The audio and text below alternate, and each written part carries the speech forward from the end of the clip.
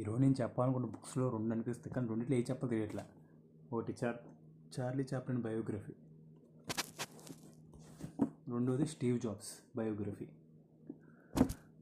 వీళ్ళిద్దరి బయోగ్రఫీస్ ఒకటేమో ఒక ఆయనేమో క్యాపిటలిజం, ఐన్ ర్యాండ్ చెప్పిన క్యాపిటలిజాన్ని ఫాలో అవుతాం అతనికి తెలియకుండానేది.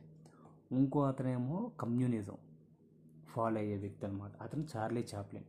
వీళ్ళిద్దరిలో ఎవరి గురించి చెప్పాలి? వీళ్ళిద్దరి గురించి నేను చదివేసి కూడా చాలా కాలమైంది.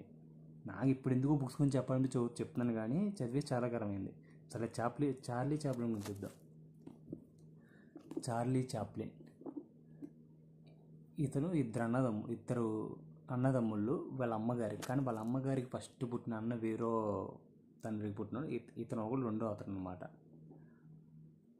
చార్లీ చాప్లిన్ చిన్నప్పుడు చాలా కష్టాలు పడ్డాడు. అంటే అందరూ ఏమనుకుంటారు, చార్లీ చాప్లిన్ బాధనికి ఎంతో బాధ ఉంది, అది ఇదైనా చిన్నప్పటి నుంచి అంటూ ఉంటే నేను ఏదో అనుకున్నాను, నిజమేనేమో, అలా నవ్విస్తారేమో, ఏంటో అనుకున్నాను. నాకున్న సినిమాల ఇంట్రెస్ట్కి నాకు బుక్స్ అలవాటు అయినాయి. సరే, చార్లీ చాప్లిన్ అంటే ఏంటి, మనకు తెలుగులో పుస్తకాలు దొరుకుతాయి. చార్లీ చాప్లిన్ నుంచి ఎప్పుడో వచ్చిన పుస్తకం, ఆయన రాసుకున్న బయోగ్రఫీ. తెలుగులో నా కథ చార్లీ చాప్లిన్, వల్లభనేని అశ్విని కుమార్ గారు దాన్ని తెలుగులో అనువదించారన్నమాట. సర్లే, అప్పటి నుంచి నేను అన్నీ ఏంటి నాకు తెలియదు. అసలు ఎవరెవరేదో చెప్తే అన్నాను, ఆయన చెప్పిన కోర్సు అక్కడక్కడ చదవడం తప్పితే నాకు అసలు ఇది ఏంటి అని తెలియదు. ఎప్పుడైతే ఈ బుక్ చదివానో నాకు అప్పుడు అర్థమైంది, చార్లీ చాప్లిన్ అసలు ఎందుకు అలాగా చెప్తారు, ఎందుకు బాధ.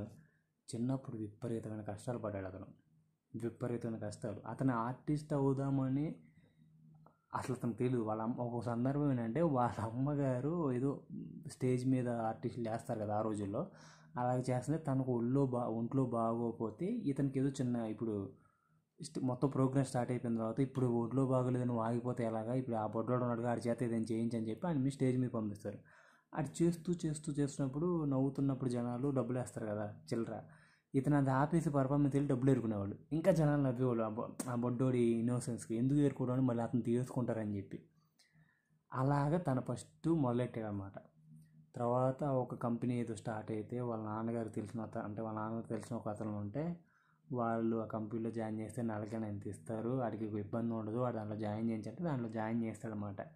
అలాగే అతను అలా పర్ఫార్మెన్స్లు అన్నీ ఇచ్చుకుంటూ వెళ్తూ ఉంటే ఒక చోట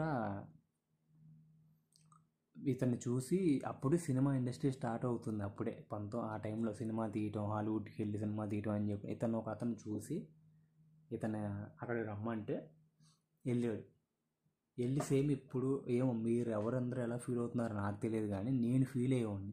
నాకు సడన్గా ఫస్ట్ టైం హైదరాబాద్ వెళ్ళినప్పుడు ఆ జనాలు, ఆ ట్రాఫిక్, వాళ్ళ వాతావరణం అన్నీ చూసినప్పుడు భయం వేసింది, సినిమా ఇండస్ట్రీకి వెళ్ళాలని ఒక ఇది వల్ల.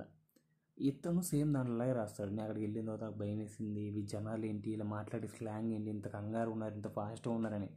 ఇతను స్టూడియో దగ్గరికి వెళ్ళి మళ్ళీ వెనక్కి వెళ్ళిపోయాడు. ఎందుకు వెళ్ళటం, మనకి ఎందుకు ఇదంతా టెన్షన్, ఇలాగ ఈ బాధలన్నీ ఎందుకు, వెళ్ళిపోయి మన ఇంటిగా చక్కగా ఆ స్టేజ్ చేసుకుంటూ ఉందాము, చేసుకుంటే మనం అలాగే వెళ్ళిపోవచ్చు కదా అని అనుకున్నాడు అన్నమాట.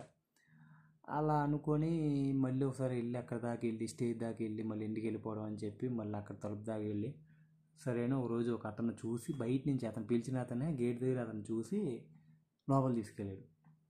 నువ్వు వచ్చి కానీ తిరగట్లా, కానీ భయం వేస్తుంది, ఎందుకు అవసరమా ఎన్ని మన అలకలు చేసుకోవచ్చని. సరే, వెళ్ళిన తర్వాత అక్కడ షూటింగ్ లేదు, ఏయో చేస్తున్నారు, కానీ ఇతనికి అవకాశం లేదు. ఇతనికి ఏం అర్థం కాల. 2-3 రోజులు చూశారు. తర్వాత నువ్వేమన్నా చేసి నటించగలవంటే నేనే చేస్తాను అని చెప్పి అతనే ఒక కథ రాసుకొని స్టార్ట్ చేశాడు. వాళ్ళు చెప్పినట్టు ఇతను చేసేవాడు కాదు. ఇలా చెప్తే ఇలా చేస్తే నవ్వు రాదు, నేను ఇలా అయితే చేయనని చెప్పి ఫస్ట్లో గొడవలు అయింది. చెయ్యి వాళ్ళు చెప్పినట్టు అని, లేదు నేను అలా చేస్తే నవ్వు రాదు, నాకు నచ్చినట్టు నేను చేస్తానని చెప్పి ఆయన ఏదో ఓ పిచ్చి గెటప్ వేసుకొని, అదే మనం చూసే చార్లీ చాప్లిన్ గెటప్ చూసుకొని అతనే ఒక సీన్ రాసుకొని డైరెక్షన్ చేయడం మొదలెట్టాడు. అక్కడి నుంచి అది ఊపేసింది. అక్కడి నుంచి తను అలా చేసుకుంటూ వెళ్ళి తర్వాత చాలా సిచ్యువేషన్ జరిగినాయి. వాళ్ళ మదర్ చనిపోవటం, వాళ్ళ మదర్కి ఇతను యాక్టర్ అయిన సంగతి ప్రపంచానికి తెలిసినా వాళ్ళ మదర్కి అప్పటికి మధ్యస్థిమితం కోల్పోయింది. ఇతను యాక్టర్ అనే విషయాన్ని కూడా గుర్తించరు, తెలియదు తనకి ఇతను మంచి యాక్టర్, ప్రపంచంలో ఎంత గొప్ప యాక్టర్ అని. కానీ చార్లీ చాప్లిన్ బాల్యంలో చాలా అంటే చాలా కష్టాలు పడ్డాడు. ఆ తర్వాత ఇతను ఆర్టిస్ట్ అవ్వాలనే ఇంటెన్షన్ కాకపోయినా తను అలా నడిపింది, తను అలా వెళ్ళిపోయాడు. ప్రస్తుతానికి ఇదే, తర్వాత చూద్దాం ఇంకా చెప్పాలనుకుంటే.